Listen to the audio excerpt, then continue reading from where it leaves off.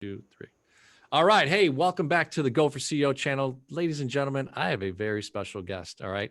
By the way, subscribe to the channel, smash the like button, because today you're going to get some inside scoops to America's game, right? America's pastime, America's, enjoyment. And, coming out of COVID in 2020, here we are in 2021, excited to bring you the Go for CEO community, where we interview CEOs, founders, entrepreneurs, and intrapreneurs to really bring you the real stories of how small businesses to medium-sized businesses are growing in America, and sharing with you marketing, operations, scaling, and all that stuff. But today I have a really cool guest. Her name is Linda. She runs a company called Major League Consulting. So you're in for it today. So Linda, welcome to the show. How are you? Good, good. Thank you, John. Thanks for having me. I appreciate it. Awesome. Awesome. Well, I got excited. Over the last probably 3 or 4 interviews, I've had a lot of Clubhouse people, which, by the way, Go for CEO community. If you go to Clubhouse, it's not my app, right? I'm promoting it, but it's been an incredible journey of just meeting incredible people like Linda. And she gave me 35, 45 minutes here today. So let's buckle up and strap in to listen to what Linda's doing with Major League Consulting. So one of the things that we love to start with, Linda, is just tell us a little bit about the story, like where you came from. All right. Take a few minutes and then lead us up to what was the thought, the idea that really landed you with Major League Consultant. So take it away. Okay, thanks, John, so much. First of all, I love what you're doing here. So this is exciting to be here too. Um, well, basically, I fell into baseball. I work in professional sports, and a good part of that is professional baseball. And as you can see from what I have here, it really kind of happened by accident. It's not something I went looking for. Some entrepreneurs, I think they go looking, and sometimes things fall into their lap because we see, oh, there's a need. So I actually did, I have an affiliate, a small baseball affiliate here in town, and they were looking for it. This was about 15 years ago, and they were looking for someone to teach English to their international players. So believe it or not, nobody really wanted to do that, the people that were asked. So I said, sure. And at that time, my son was pretty little. He was in like little league, and I thought, oh, that'd be fun. Got into the clubhouse and into the beginnings, and realized there really was not a system. So my entrepreneur hat went up and went, there's really nothing here. Like there's nothing to teach from. So I had to create everything. And from that, it became well, let's look at the next level. Let's go up to AA, then AAA, then other teams started calling. And so really, I was kind of one of the pioneers in creating a baseball kind of language cultural transition system. So I did that for many years, and then started to find, just wanted to innovate, came to a second problem. And the second problem was that we had to do this fast. We didn't have time to take a traditional approach. Baseball players do not have a lot of time to develop, especially international players. So we did not have time to go we didn't have 12 years like you get in school or, anything like that. We had to get them ready and acclimated to American competition quickly. So I started to find what else could we do? So I started researching, I started traveling, I started talking to experts, I started doing everything I could think of, and started to formulate some things. And came up with a test that allowed me to understand how players make adjustments.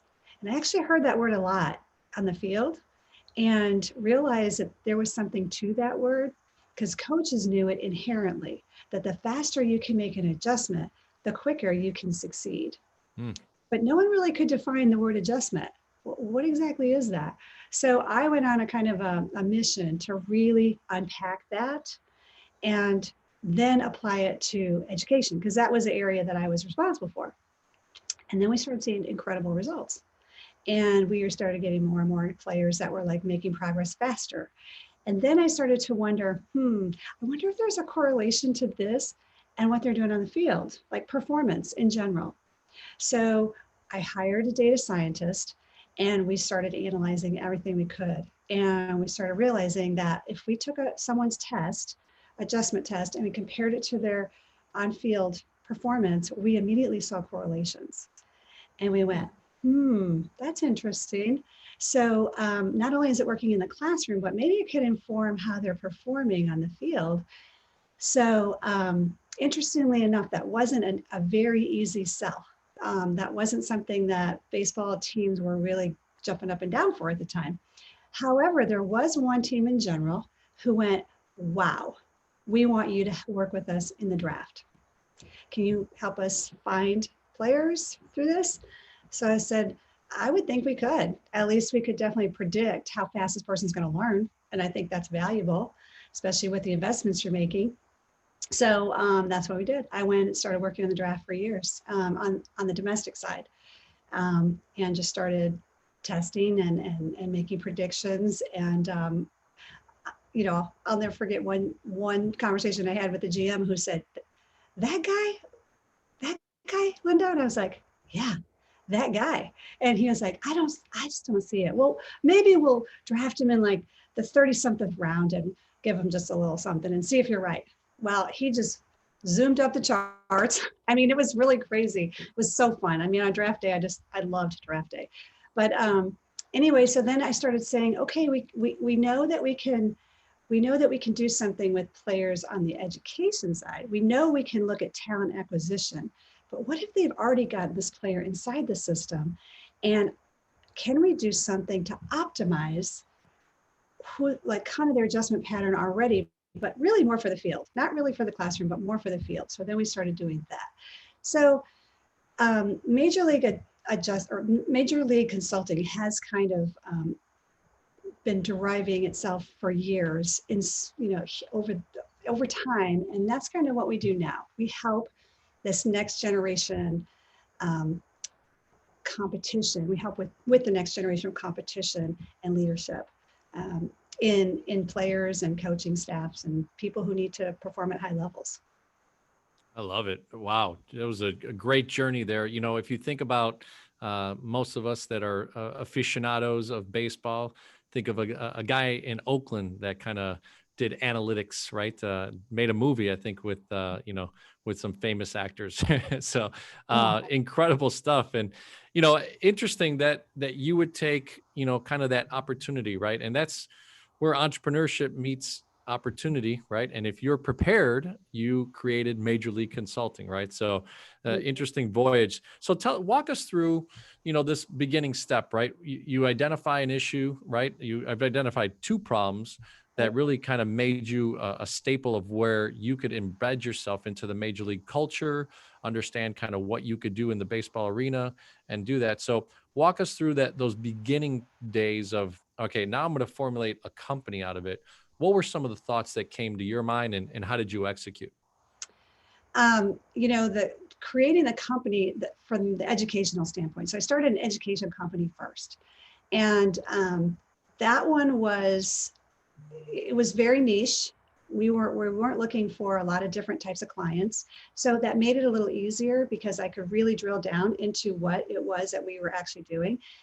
But it was also challenging because I had to spend a lot of time. I mean, I obviously didn't play pro ball, right? So I had to spend a lot of time in the dugout, on the bleachers, in the complexes, and talk to everybody and anybody, and like record things and watch things. And I think a good entrepreneur, once you recognize the problem, you also really need to learn and get some knowledge. And you need to go, what are the specifics that are missing here that we can do something a little bit better?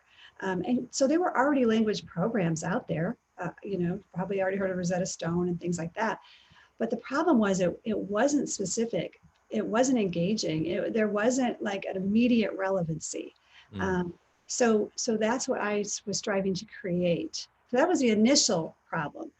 But then I realized that when they weren't learning fast enough, I was like, there's something else. It's relevant, it's fun, it's bright, it's convenient, but what else is there? And that's when I realized that there was another problem, and that was speed. We didn't have a lot of time to make this go slow. So you go back on a research mission, right? I think that's why big companies have such great R&D departments. And as smaller entrepreneurs, we just don't have that funding. We just don't have that.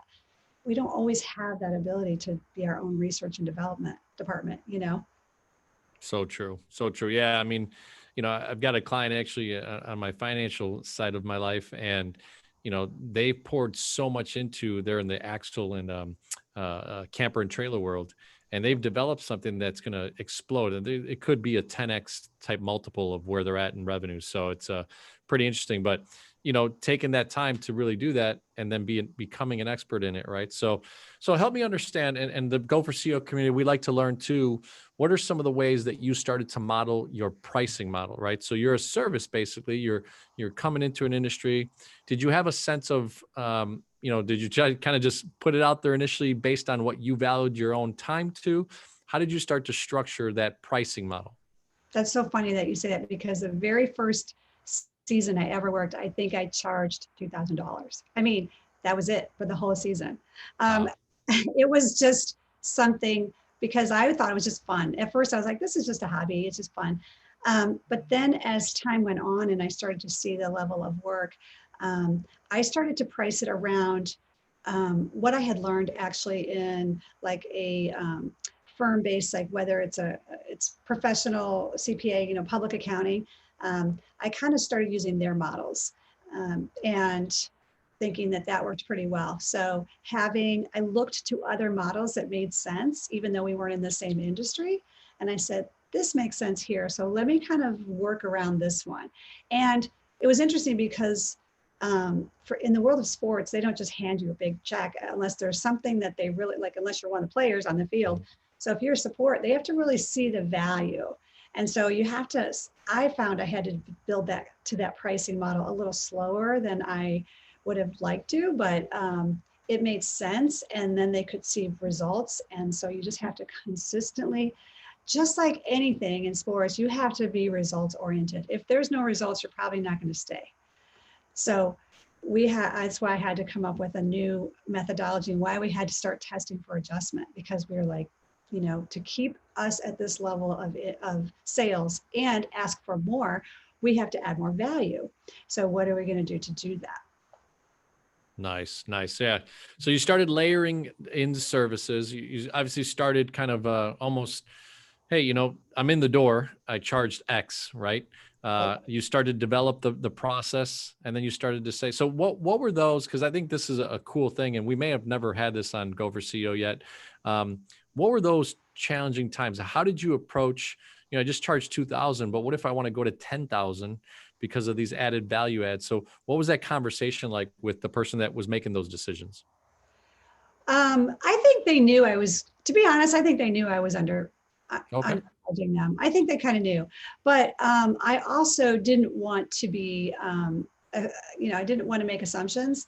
So I think with the results they started to get, they were able to see that it was worth it. So if you spent, and plus at that time too, they were spending a lot more money on players. So if you've got a $10 million investment in a person, or let's just make $2 million investment, and it only, you're doing the math and you go, the percentage of what it might be to help this person get up and running a little faster, that might be worth a little bit more money. Because is it worth to pay a little bit more in the end and get my full 2 million, 10 million, whatever I'm spending? Or is it worth to, let's nickel and dime that, and maybe we won't get this bigger investment out. So once you start seeing the parallels and saying, you really made a lot of money, you put a lot of money in this person, and you kind of want to see that come to its full development, this is kind of what you need to do. I think as I started to learn the value of my services, our services as a company, I felt way more confident in asking for more. Definitely.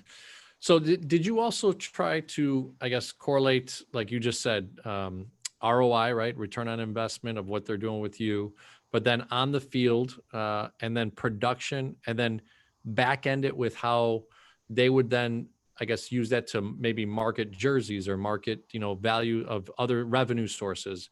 Was that how you did it? Just to get a little insight of how did you start to formulate that process for yourself?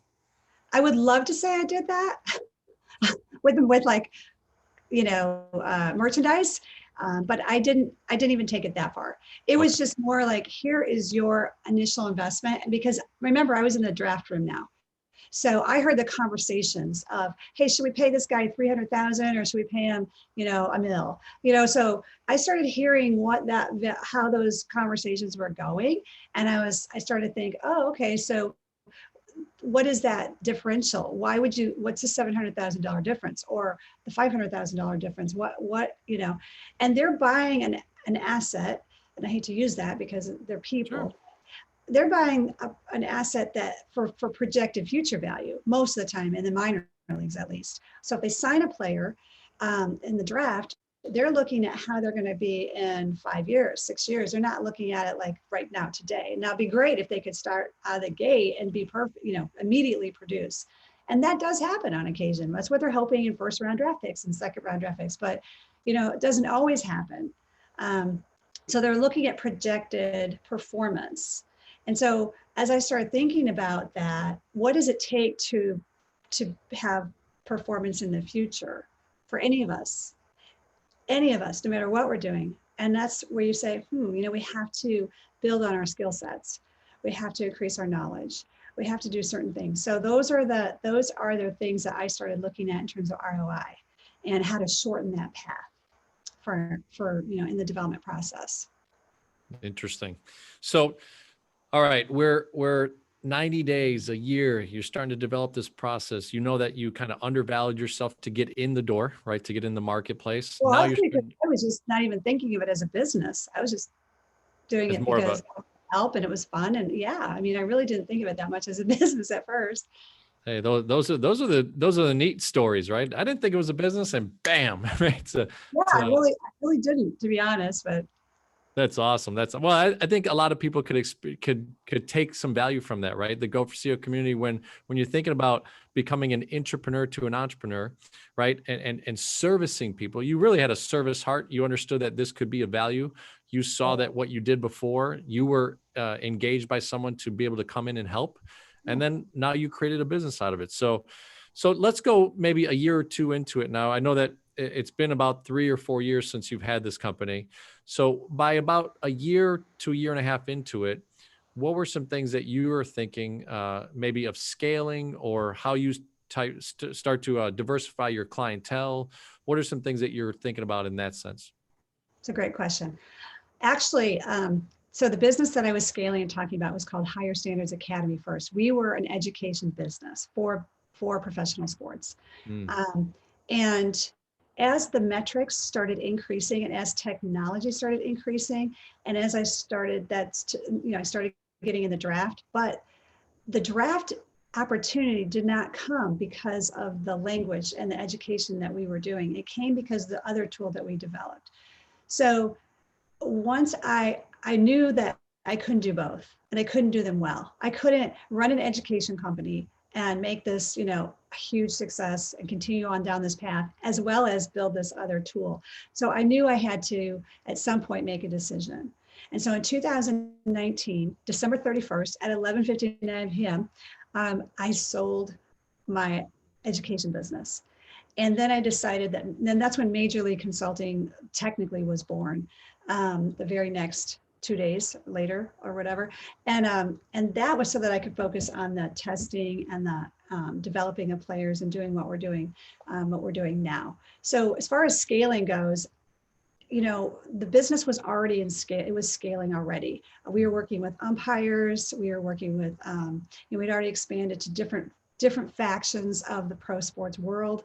I had worked with some pro basketball, just getting into some pro football, and just beginning to like use some of the things. But obviously, language is a need for in all sports, not like it is in baseball. So I went, you know, there's an underlying tool here that I'm really just using that I think any sport could really benefit from, and that's when I started to decide I had to like make that shift. And now this tool is now really more for any sport and any, in any area. That's where I'm beginning to make that separation and scale.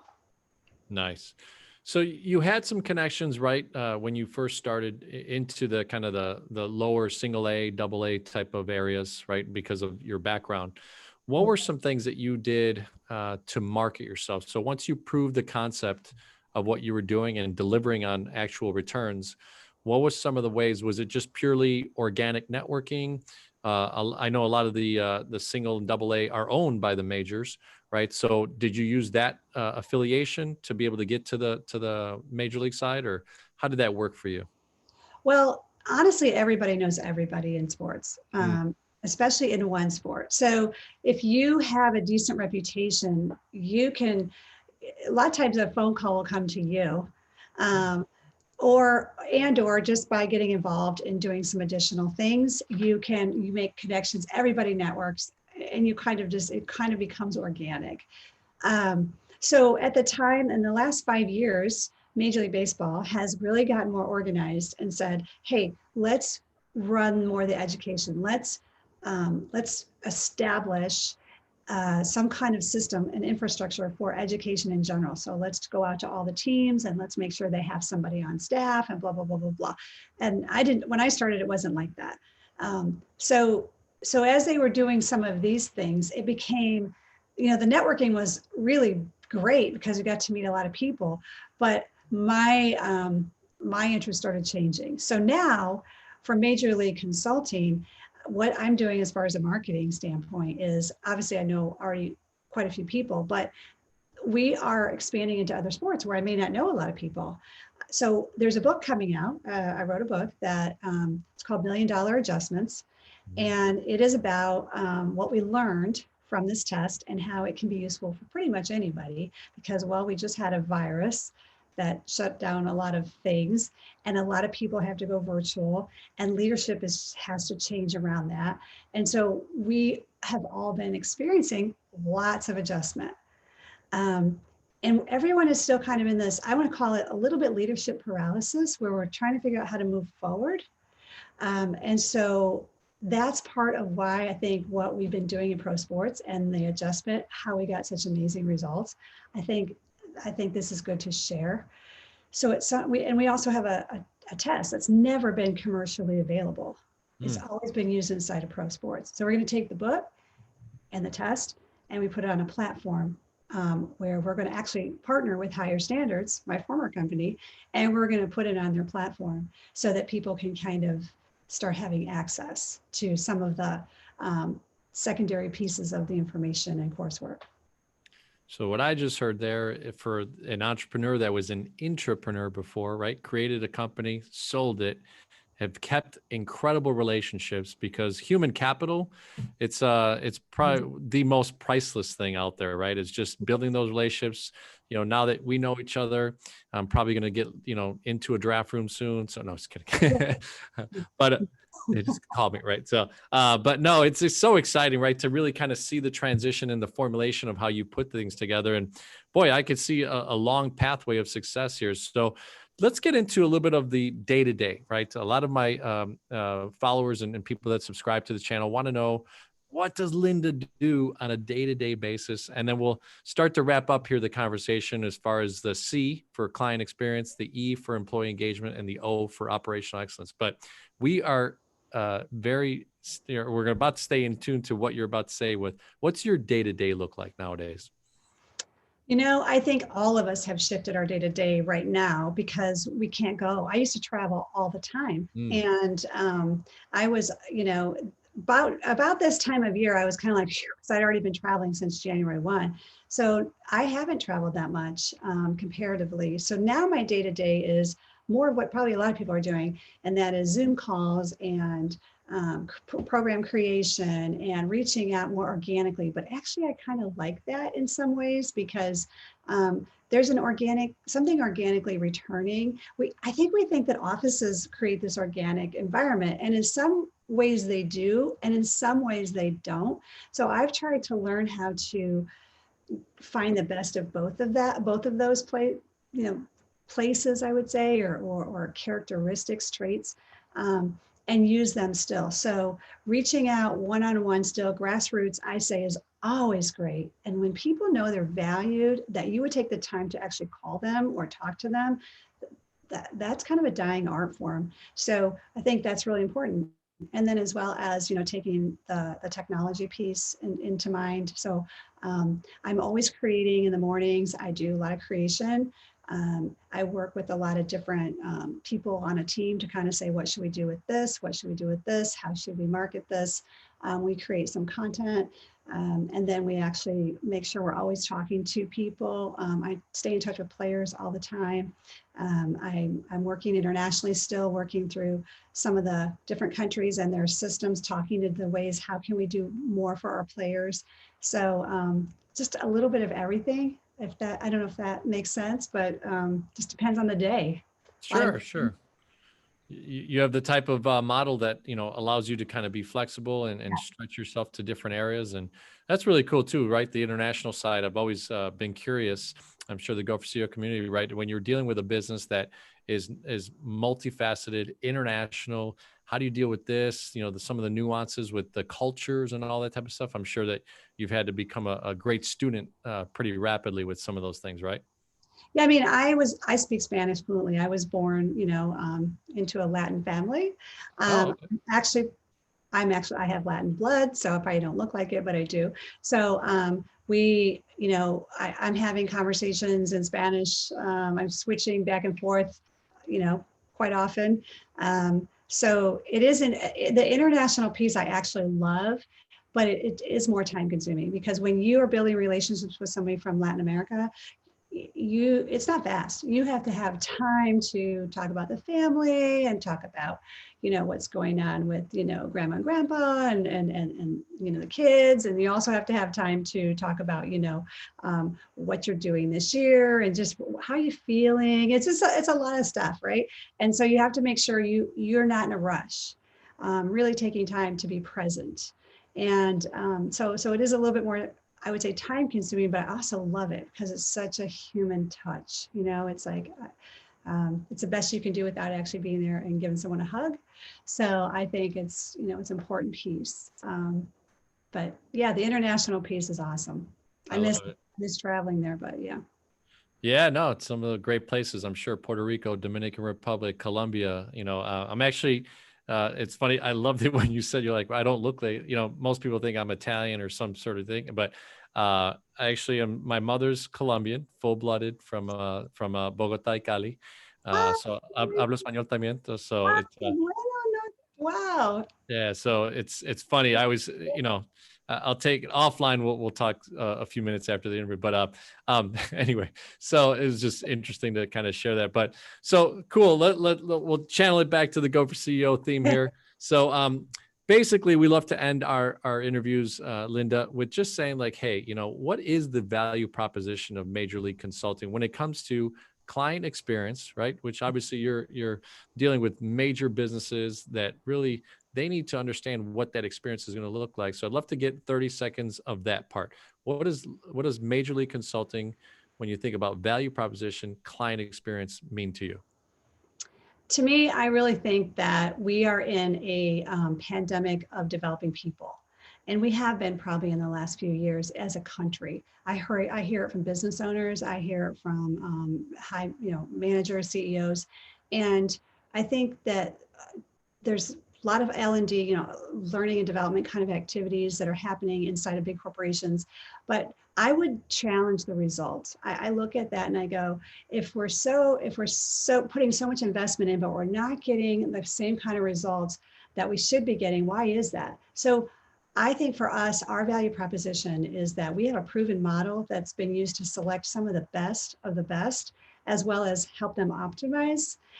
And I think that can be used in so many places. I think people can help their people understand what really it means to get results and how it's not painful. Small adjustments, actually intentionally and understood, can really make a big difference in big impact and wins for companies and people.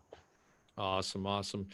And the next question, we didn't really get too much into as far as scalability and employees, but take it however you want. Some of my interviewees, do you have employees right now specifically, or is it more independent contractors, or how do you Both. set up your?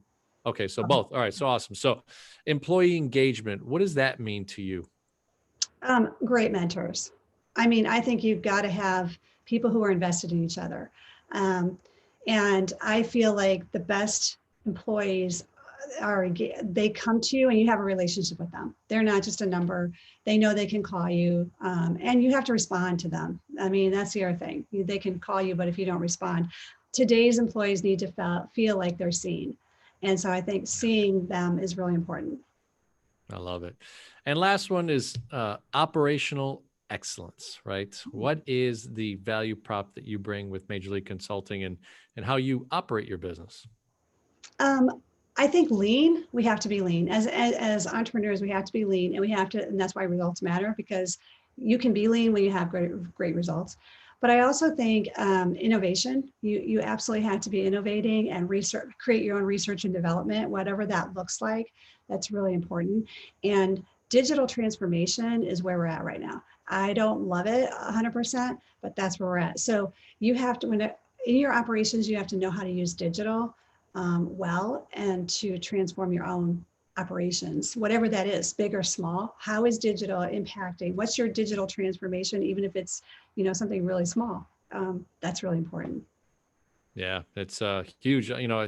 There's definitely a big debate, of culture and how do you breed something like that if you're not in the same office, if you can't just pull someone in, if you can't sit down, knee to knee and share with them kind of some thoughts and learn the body language, the facial expressions, all that type of stuff that are happening that day, right? Earlier today, you and I were off on a phone, and I was like, I have an emergency, right? So these are little things that if I'm working for someone, how does that get interpreted when you text someone, I need to take care of something, but you're supposed to be online, right? And taking care of, your clients. But anyway, so those are great, recaps of CEO for the Go for CEO community. Linda, thank you so much for making the time. Thank you for really being open to kind of doing this conversation and having one for the Go for CEO community. Is there any last impressions or things that you'd love to share with the community? And then we'd love to have you back in about 6 to 12 months, just kind of build a community, build a tribe around Linda and Major League Consulting and where you're going in the next 6 to 12 months. But what's some last words that you'd love to share? Thank you. I guess a quote that I think really sticks out to me, and that is that success isn't stability and failure isn't forever. So just because you've reached the highest level, whatever it is, doesn't necessarily mean you're going to always stay there. So we always have to be innovating. We always have to make adjustments. And that's not a bad thing, because even if we fail, that's not forever. So just knowing that we're always growing, we're always evolving, I think that's really important as people. And as we all go through these strange new times, the best thing we can do is stay positive, make adjustments, and know that there's a really good way to do that. And in the meantime, if you want to subscribe to our newsletter, you can go to majorleagueconsulting.com. I love it. I love it. Yeah. Is there an email too, that a way to get a hold of you? Yeah, Linda at majorleagueconsulting.com. Super simple. We Awesome. like to keep it simple. Awesome. Awesome. Well, hey, thank you again, Linda, and really appreciate it. Looking forward to having you back on. I want to hear, especially with things opening up. I know that, some of the major league teams have opened up their doors, a little bit of spacing between the fans and everything, but it's going to be interesting to kind of see, especially with the drafts and some of the changes and things that are going on, what you really formulate as the next steps. So thank you so much for coming on. Thank you. It's a pleasure.